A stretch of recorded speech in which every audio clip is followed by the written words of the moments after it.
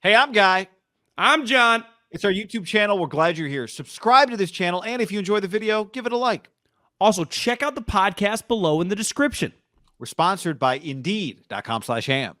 Start hiring right now. $75 job credit at Indeed.com/ham. It's a game of inches. It's a game of milliseconds, John. And you and I were talking as the game was ending. I had full confidence. You had full confidence that the Niners weren't going to let the Cowboys score there. How about some of those defenses they were rolling out? 15-yard cushions, then the sideline defense that Dak ran against. That was quite a display of nosebleed D. Guy, they got down like 60 yards pretty easily in 20 seconds.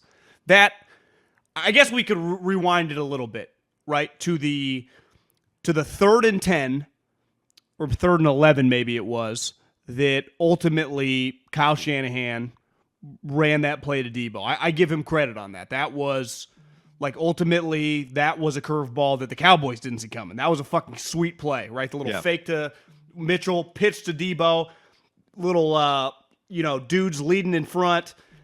That was nuts. I mean, the game was over until it wasn't. And then a little reminiscent of Cowboys-Raiders index card. Maybe a little wider gap. Yeah. But there was a gap. I think I'll give them. I think they got the play right. From the angles that we could see, it looked like he was short. So then we're live looking at each other. I'm sure people, what do? Do you punt? Do you go for it? I give Kyle credit. He's got fucking some nuts. Because I don't think going for it is just a lock call there with 40 seconds and you give the ball. I mean, think how they have explosive offensive players, right? A touchdown, you lose. I give him credit on the. I was pro punt. You were pro punt? I was pro punt. Yeah, I think I was. Okay. You didn't say that. But I also was not pro that I don't feel like why could every other punter angle it, get it out, even at like the 12 or the 8? He just kicks it, just right down the middle, and it bounces, and the fucking sure feels like, what is going on? Yeah. Well, so before that play, though, before the punt, they get the sneak. And you made a good point to me because you jumped up, ran to the bathroom, and I don't know. Hopefully, I could see from the pisser. I could see there was a flag, and the ref. I was like, I knew it wasn't good, and I could hear you screaming. Yeah, and Trent Williams wasn't set. It was a very Cowboys-esque penalty, and you made the point. I think a good point. Like, why even mess with all that? But it worked. The play worked. And then the next thing you know, they're punting to the Cowboys, and it felt like a disaster waiting to happen. I started thinking through, like, all right, you're going to have to put Kittle in the end zone for this Hail Mary. And then the Cowboys they weren't even in Hail Mary position. They were just going to be running normal red zone offense. Really quick. And for my question would be, why do you have to, I'm sure there's some reasoning behind, like a shift to Trent Williams. It's a double-edged shift, why do you have to stop? Yeah, why do you have to try to outthink the room on that one when it's just clear everyone in the building knows what play you're going to call? Like, it's one of those that truly is, if you're going to run a play, it is 100% the Jimmy Garoppolo quarterback sneak. But if I was going to counter why he does it, well, the reason they just got 10 yards, or basically 9.98, right, on 4th and 10, or whatever, 10 on 4th and 11, it's because that's Kyle, and he's utilizing, I know he jumped off sides earlier in the game, but part of it is just, I think that place was pretty loud, clearly, is like that they're going to try to outthink you. That's a point of difference today. Like, he is smarter than his opponent. And sometimes in football, whether it's high school or even the highest level in the pros, it can bite you, right? Just because, like you said, when we just hopped on, it's a game of inches, it's a game of milliseconds. It's a complicated game, and the farther you can push the complications and you can execute it, the more advantage you have. It's the reason they even had a chance to KO them. Because more than likely, most teams, look at the Rams. They were just in that situation, ran it up the gut, and punted. So Kyle, had a pitch, and maybe he benefited from doing that play of what he just experienced last week because he was on the other end of it, right? He was on the Cowboys' end of it, just running basic play. Now, there would have been way less time when the Cowboys got it because of the Randy Gregory, what was the penalty they called? Defensive holding, yeah. Which in some ways it gave the Niners all of a sudden, it gave the Niners more downs, but it kept Dallas got to keep their timeout that they were using on that play. So I know the college rule better than the NFL rule. College, the 10-second runoff or a runoff for when a penalty stops the clock is only under 1 minute. That play was outside of 1 minute. But it cost the Cowboys 40 seconds either way, right? But the clock stopped because of the defensive penalty. The Cowboys didn't, and they saved the timeout on that play. So that was kind of crazy. Was kind of crazy. Not a Belichick here with the rules, but that doesn't seem fair. No. I also, the other rule I started to hate, we can talk about this more later because we're talking about the end of the game now. But like the punter has punted the ball when you rough him. So like the penalty should be on a roughing, back up the return, not the punter gets the ball, the offense gets the ball back. I guess the point is you don't want guys just flying into the punter. But I mean, the rule's pretty set, and that was I hear you. To me, the last drive on defense, because they clearly were just going to play a normal prevent, and then they realized they were just giving up the sideline, so they went to that crazy sideline defense. And Dak was in a tough spot because I think clearly they're like, well, you could gain fucking 20 yards here, but it's the best thing that ever happened to the Niners because they got to the 20-yard line pretty easily. That's as easy as I've ever seen a team with no timeouts and 30 seconds drive the field. That was a joke. At least without Rodgers. Without a Hall of Fame quarterback. Yeah. Like Romo made the point there.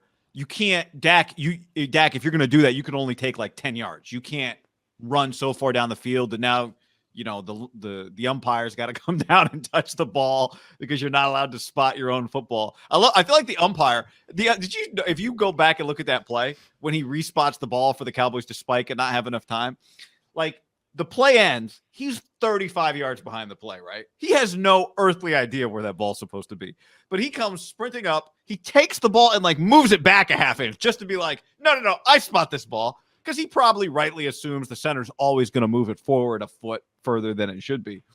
But that was quite a moment. He took out Dak, kind of. He runs into Dak. To me, it is pretty basic football 101. Every single time in that spot, you hand it to the referee. You're not allowed to, this isn't golf. You don't get to drop it. They have to set the ball. And he just, I think looking back, like you said, they got a little greedy. And time, they had no timeouts. There wasn't that much time. When I think they snapped, it was like 14 seconds. The greediness fucked them. Maybe that extra 5 yards, because they were at the 20. So what's the difference between being at the 20 and 25? You're getting one shot anyway. The Niners really, really benefited from Dak probably taking an extra 5-7 yards down the field, which he does not need to do because when they got the ball back, all you're going is like, are they just going to get it to like the 50 where he can just throw it up? And I kept thinking CeeDee Lamb, weird deal. Like you said, do you put in Kittle? Do you throw in like Trent Williams? I don't know. I do not feel good with the Niners crew of guys high pointing the ball. At minimum, there's a penalty coming. So I started thinking like this is going to be Ambry Thomas's moment to play the ball again for the second week in a row. Holy shit! But yeah, that was one of the more exhilarating final 2 minutes of a game that actually took 25 minutes I've ever been invested into. It's because it is pretty nuts that at one point in time, the Niners were up 23-7, about almost midway through the fourth quarter, and you're not trying to get too greedy in your head. You're going, are they going to blow this? Are they going to win this game by 20 points? And then Jimmy said, hold up, stop, wait a minute, and made sure that didn't happen. Well, the Cowboys are explosive on offense. You're right. He did make sure it didn't happen, but it wasn't the pick. It's when he missed Ayuk wide open. Oh. Which was very much like, was it, which Super Bowl was it Brady and Edelman? I think it was Welker, wasn't it? Was it Welker? Yeah. I think it was 11. That was 2011. Was it that long ago, that play? Okay. I think so, yeah. Because then Edelman wasn't quite in the mix, and then Welker, I think after that year, goes to join up with Peyton, and they had their breakup. But it was like, I remember Welker's arms were kind of small, and he missed them. I guess Edelman made the great catch over the middle against the Falcons. Was that the Falcons Super Bowl? Yeah, where they cut it off his face, nose, and bounced body. Around, and three people were. So, it was really the Niners have played now back-to-back weeks. Just the finishes to their games have been absolute. Part of it. What's the thing called that you have to put in your heart to like wake somebody up when you put the needle in? Adrenaline. Yeah, EpiPen or something. Like, I don't know, is that an EpiPen or is that the thing? You know, But the thing they put when you it got is exposed to the chemicals in the movie The Rock, and you got to put it. You ever seen that movie with Nicolas Cage and The Rock? You know, whoop, and it saves you. Yeah, something like that. Yes, Part of it though. I mean, a huge part of it is their quarterback is the reason this fucking thing is like this. I mean, he is. It'd be like you were driving in a car, and at any moment the guy can be driving like he's Richard Petty, you know, or Dale Earnhardt Jr., and then he can just turn into like a 7-year-old. The pedal's going, he can't touch the brake, but he can kind of steer. Like at any moment it can change on the dime. It's really him. Like to me, if the Niners would have lost that would have been one of the most epic collapses of all time. But it would have been hard for me to pin that on Kyle. Like Jimmy just threw it right to a guy. I mean, right to a guy. It's like Nick Sirianni. Am I going to put this today on Nick Sirianni? The fucking quarterback can't complete basic passes. Did he ever shake Bruce Arians' hand? Do you see how slow Bruce walks up with his Achilles injury? He's getting his Achilles iced during the game. Guy, it takes him like 10 minutes to get to midfield. At first, I'm like, what? Why is he walking so slow? I'm like, oh, yeah, he's got a partially torn Achilles. There was another white guy, short beard, and that I think Bruce thought was. Did you see that? Bruce thought he was Sirianni. I like his thought quality it was control. Sirianni. I did too. And then Bruce like, oh, he just.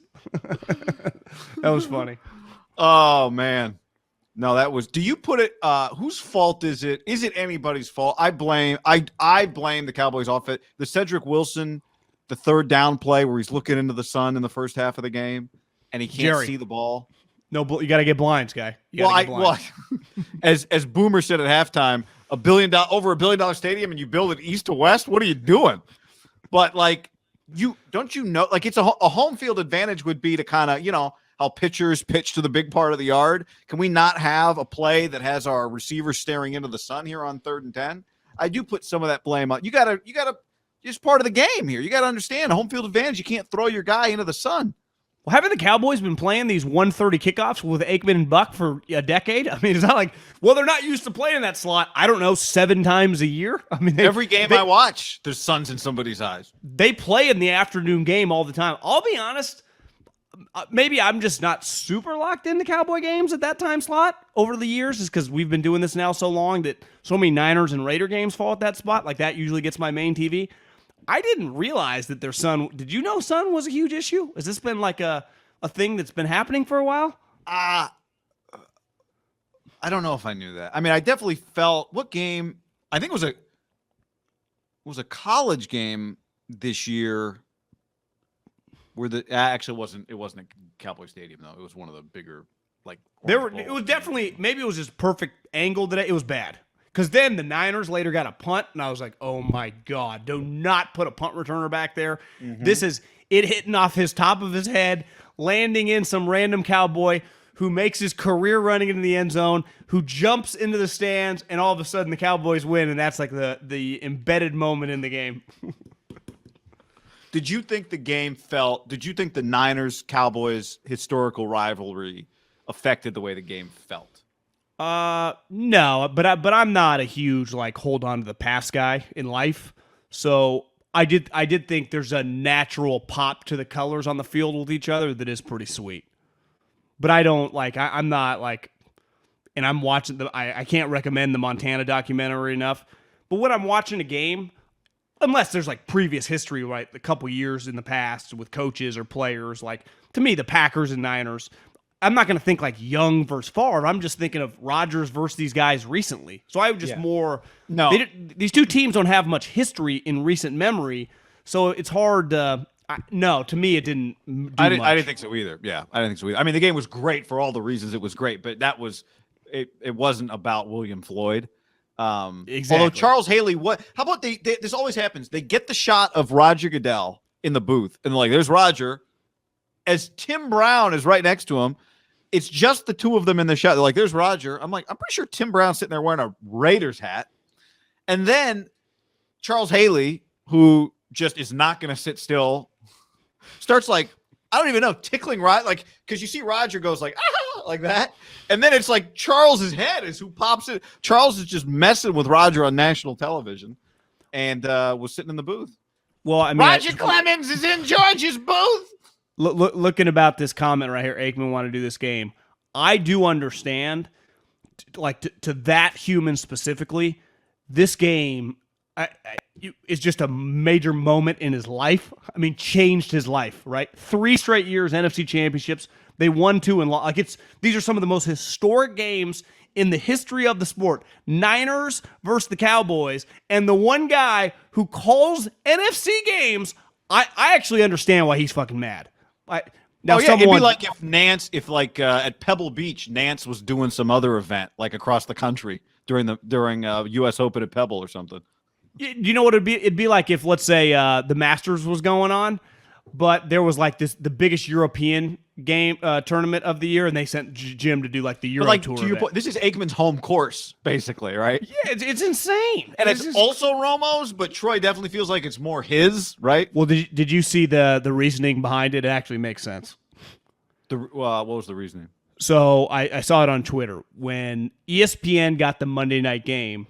There became or when they added the Monday night game and the 7 seeds, there was like a reshuffling of the setup. CBS put a bid in for $70 million for the extra game, so they paid the most to have multiple games.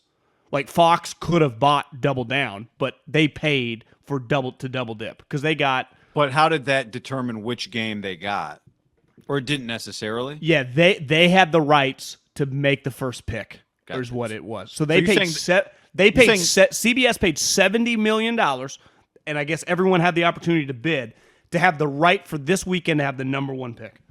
And so they picked that game went ahead of the Sunday night game. Then obviously that was the number 1 pick in the draft, as it should have been. I mean, like I said a week and a half ago, before week 18, the last time these two teams played in the playoffs, it was 56.8 million people watched it.